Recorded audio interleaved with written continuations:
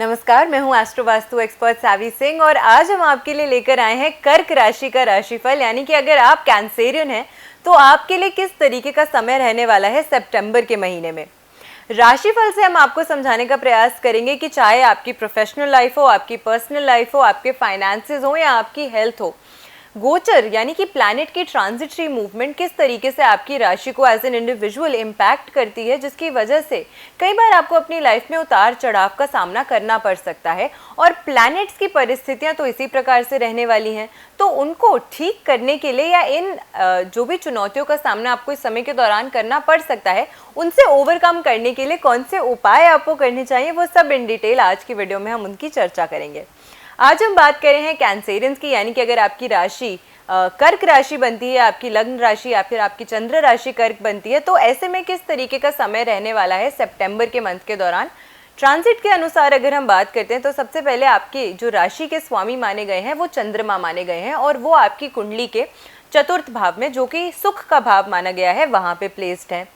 दूसरी अच्छी बात यह है कि आपकी राशि पे किसी भी मैलेफिक प्लैनेट की दृष्टि नहीं है, ना कि आपके लग्नेश पे किसी की दृष्टि है। तो ऐसे में कहीं ना कहीं शुभ संकेत जो हैं वो लाते हुए दिख रहे हैं सितंबर के मंथ में आपकी राशि वालों के लिए। प्रोफेशन की अगर हम सबसे पहले बात करते हैं, क्योंकि सबको जानना होता है कि नौकरी कैसे रहने वाली है, बहुत सारे स्ट्रेस रहता है, बहुत सारे चैलेंजेस नौकरी में लोगों को उसका सामना करना पड़ता है, उतार चढ़ाव की परिस्थितियों का सामना करना पड़ता है अक्सर। तो प्रोफेशनल लाइफ किस तरीके की रहने वाली है, सबसे पहले अगर हम उसकी बात करते हैं, सरकार से जुड़ा हुआ अगर कोई कार्य आप करते हैं या उसमें आप चाहते थे कि कोई वृद्धि हो जाए, तो इस समय के दौरान उसके लिए कोई अच्छा फ्रूटफुल रिजल्ट जो है आपको उस जगह से आता हुआ नज़र आ सकता है। दूसरी चीज़, अगर आप कोई एज एन इंडिविजुअल, आप कोई ऐसे व्यक्ति हैं जो गवर्नमेंट सेक्टर से जुड़ा हुआ काम करते हैं, सरकारी अधिकारी अगर आप स्वयं भी हैं, तो आपके लिए ये जो समय है वो काफ़ी ज़्यादा अच्छा नज़र आता है। किसी उच्च पद पे बैठे हुए किसी प्रतिष्ठित व्यक्ति की सहायता आपको मिल सकती है और आपके जो सहयोगी हैं, आपके जो सहकर्मी हैं, उनके सामने भी आपकी काफ़ी ज़्यादा वाहवाही जो है वो इस समय के दौरान होती हुई नज़र आ रही है। प्राइवेट सेक्टर में भी अगर आप जॉब करते हैं तो उस क्षेत्र के हिसाब से भी आपके लिए जो समय है वो काफ़ी फ्रूटफुल और काफ़ी अच्छा नज़र आ रहा है। आपके जो कोलीग्स हैं वो आपकी काफ़ी ज़्यादा इस समय सहयोग भी करने वाले हैं, आपके सहकर्मी, और आप जो अच्छा कार्य करेंगे उसके लिए काफ़ी ज़्यादा आपको अच्छी प्रेजेस जो हैं वो भी सुनने को इस समय के दौरान मिल सकती है। प्रमोशन की सोच रहे थे, अगर आप प्रमोशन की वेट कर रहे थे, तो चांसेस हैं कि प्रमोशन के भी अच्छे योग इस समय के दौरान बनते हुए नज़र आते हैं। तो हो सकता है कि उस डिपार्टमेंट में भी आपको कोई अच्छी न्यूज़ जो है वो मिल सकती है सितंबर के मंथ में। मनी फाइनेंसेस की अगर हम बात करते हैं, क्योंकि अक्सर लोग पूछते हैं कि मैम पैसा फंसा हुआ है, कब मिल जाएगा, अगर हम किसी को हेल्प करते हैं तो हमारा पैसा वापसी नहीं आता है, तो फाइनेंशियल पोजीशन कैसे रहने वाली है सितंबर के मंथ में, क्या आप सेविंग्स कर पाएंगे, क्या इनकम में वृद्धि हो पाएगी या नहीं, तो इसकी भी हम बात करते हैं। सूर्य आपकी राशि के द्वितीय भाव में स्थित है, यानी कि सेकंड हाउस में प्लेस्ड है, जो कि आपका धन का भाव है। तो कहीं ना कहीं लाभ इस समय के दौरान आपको मिलता हुआ नजर आ रहा है। और इसी के साथ भाग्य भाव का जो स्वामी है, आपके नवम भाव का जो स्वामी है, वो एकादश भाव में प्लेस्ड है, तो जिसकी वजह से पैतृक संपत्ति से भी आपको कुछ फायदा, कुछ लाभ इस समय के दौरान होता हुआ मिल सकता है। तो आपकी हार्ड अर्नड इनकम, परिश्रम से कमाए हुए धन में भी वृद्धि हो सकती है इस समय के दौरान। और इजी इनकम का जो भाव माना गया है, लाभ का भाव जो माना गया है, एकादश भाव में भी शुभ प्रभाव होने की वजह से, तो वहाँ से भी कुछ ना कुछ आय में वृद्धि इस समय के दौरान मिलती हुई नजर आती है। तो ऑल ओवर अगर हम आपके फाइनेंसेस और प्रोफेशनल लाइफ की बात करते हैं तो काफ़ी ज़्यादा फ्रूटफुल चेंजेस जो है वो आते हुए नजर आ रहे हैं कर्क राशि के जातकों के लिए। हेल्थ की अगर हम बात करते हैं, क्योंकि स्वास्थ्य अगर ठीक है तो आपकी प्रोफेशनल लाइफ भी अच्छी है, आपकी पर्सनल लाइफ भी अच्छी है और फाइनेंसेस भी आप अच्छे से अर्जित कर पाएंगे। तो स्वास्थ्य की अगर हम बात करते हैं, हेल्थ की अगर हम बात करते हैं, तो मानसिक रूप से इस समय के दौरान आप काफ़ी ज़्यादा एक्टिव रहेंगे, काफ़ी ज़्यादा कॉन्फिडेंट रहेंगे, काफ़ी ज़्यादा अच्छे निर्णय जो हैं इस समय के दौरान लेते हुए आप नज़र आ सकते हैं, क्योंकि लग्न पे और लग्नेश दोनों पे ही किसी भी मैलेफिक प्लैनेट का कोई भी बुरा प्रभाव जो है वो नहीं नज़र आता है। तो इस समय के दौरान आपके अंदर एक अच्छी एक्टिवनेस, एक अच्छी अलर्टनेस रहेगी, जिसकी वजह से आप अपने कार्य के क्षेत्र में भी अच्छी उन्नति करते हुए नज़र आते हैं। तो हेल्थ के एस्पेक्ट में काफ़ी अच्छा समय ये जो है वो आप पे नज़र आ रहा है कि आप काफ़ी ज़्यादा मेंटली और फिजिकली दोनों तरीके से फिट, एक्टिव और तंदुरुस्त इस समय के दौरान रहते हुए नज़र आ रहे हैं। अगली हम बात करते हैं रिलेशनशिप्स की, चाहे वो आपके लव रिलेशनशिप्स हों, आपकी फ्रेंडशिप्स हों या आपके परिवार के साथ आपके जो संबंध हैं वो किस प्रकार से रहने वाले हैं सितंबर के महीने में। तो प्रेम संबंधों की अगर हम स्पेसिफिकली बात करते हैं तो अच्छा रहने वाला है। उस लिहाज से आपके लिए ये जो महीना है, आपके पार्टनर्स के साथ आप अच्छा टाइम जो है, क्वालिटी टाइम जो है वो स्पेंड कर सकेंगे और किसी भी प्रकार की तनाव की जो परिस्थितियां हैं वो बनती हुई इस महीने नज़र नहीं आती हैं।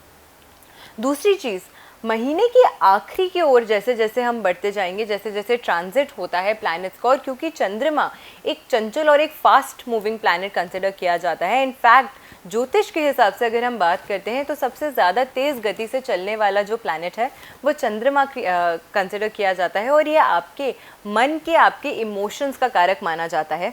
तो उतनी ही जल्दी से उतार चढ़ाव भी इमोशंस में लेकर आता है। और क्योंकि कर्क राशि के जातकों की अगर हम बात करते हैं तो आपका जो रूलिंग प्लैनेट है वो चंद्रमा ही बनता है।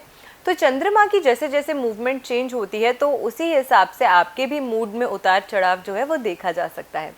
तो चंद्रमा जैसे जैसे मूवमेंट अपनी तेज़ करेगा, क्योंकि 2.25 दिन में एक राशि से दूसरी राशि में गोचर करता है, ट्रांजिट करता है, तो महीने के एंड में ये पॉसिबल है कि कहीं ना कहीं आपकी किसी व्यक्ति के साथ थोड़ा सा चिड़चिड़ेपन की वजह से लड़ाइयाँ शुरू हो सकती हैं, जो आगे जाके ज़्यादा बढ़ सकती हैं, ज़्यादा एस्केलेट हो सकती हैं। तो ऐसी अगर कोई परेशानी आपको आती हुई नज़र आती है, कोई इस तरीके का सर्कमस्टांस या सिचुएशन आपको क्रिएट होता हुआ नज़र आता है, तो पहले से ही थोड़ा सा आप ऐसी सिचुएशन से दूर जाने का प्रयास कीजिए। और अगर आप उस सिचुएशन से दूर नहीं जा पा रहे हैं तो as individual, as an adult आपको प्रयास करना चाहिए कि माइंडफुली आप इस सिचुएशन को टैकल करें ताकि ज़्यादा एस्केलेट ना हो लड़ाई, जिसकी वजह से आगे जाके आपको अपने संबंधों में दिक्कतों का सामना जो है वो करना पड़ सकता है। तो पहले से ही सतर्क रहेंगे तो काफ़ी ज़्यादा लाभ आपको मिल सकता है इस समय के दौरान। तो इस प्रकार का ये जो राशिफल है वो रहने वाला है आपके लिए। सितंबर का ये जो महीना है वो इस तरीके के चेंजेस, इस तरीके के चैलेंजेस जो हैं वो लेकर आ रहा है। कुछ दिक्कतों का सामना अगर आपको करना पड़ सकता है तो उसको ओवरकम आप कैसे करेंगे, कौन सी रेमेडीज़, कौन से उपाय हैं जो आपको इस समय के दौरान करने चाहिए ताकि काफ़ी ज़्यादा लाभ इस समय के दौरान आपको प्राप्त हो। सबसे पहले शुभ अंक की अगर हम बात करते हैं तो चंद्रमा का अंक 2 अंक आपको इस्तेमाल करना चाहिए।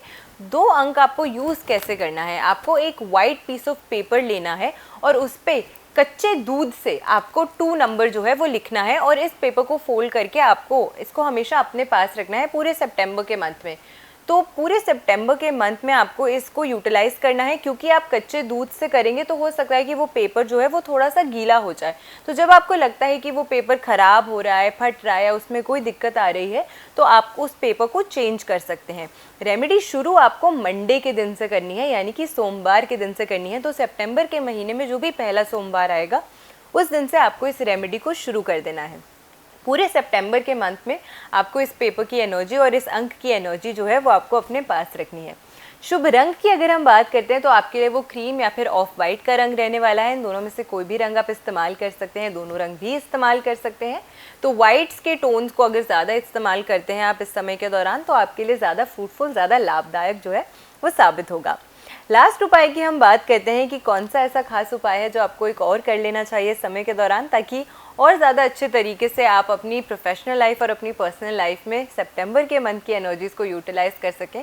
आपको भस्म लेना है और थोड़ा सा गंगा जल लेना है और इसको मिक्स करके इसका एक तिलक बना लेना है, और एवरी मंडे इस तिलक को आपको अपने मस्तक पे करना चाहिए। इससे भी काफ़ी ज़्यादा लाभ जो है वो आपको प्राप्त होगा सितंबर के मंथ में। और जो भी छोटे मोटे चैलेंजेस का सामना आपको करना पड़ सकता है, और स्पेसिफिकली तब अगर आपकी राशि कर्क बनती है और चंद्रमा जो है वो 6, 8, 12 में हो या पीड़ित स्थिति में हो, तो कहीं ना कहीं दिक्कतों का सामना व्यक्ति को करना पड़ सकता है इररिस्पेक्टिव ऑफ द ट्रांजिट। तो ऐसे में ये जो रेमेडीज़ हैं वो आपके लिए काफ़ी ज़्यादा फ्रूटफुल साबित होंगी। आशा करते हैं आपको आज की वीडियो अच्छी लगी हो। वीडियो अगर अच्छी लगी हो, यूज़फुल लगी हो तो ज़्यादा से ज़्यादा लोगों तक वीडियो को शेयर ज़रूर कीजिएगा ताकि वो भी अपने राशिफल के बारे में जान सके और वो जान सके कि उनके लिए आने वाला ये जो महीना है सितंबर का वो किस प्रकार से रहने वाला है। ऐसी बेनिफिशियल वीडियोस के साथ फिर से लौट कर आएंगे इसी चैनल पे। I'm astro Vastu expert Savi Singh. आशा करती हूँ आपका दिन शुभ रहे। नमस्कार।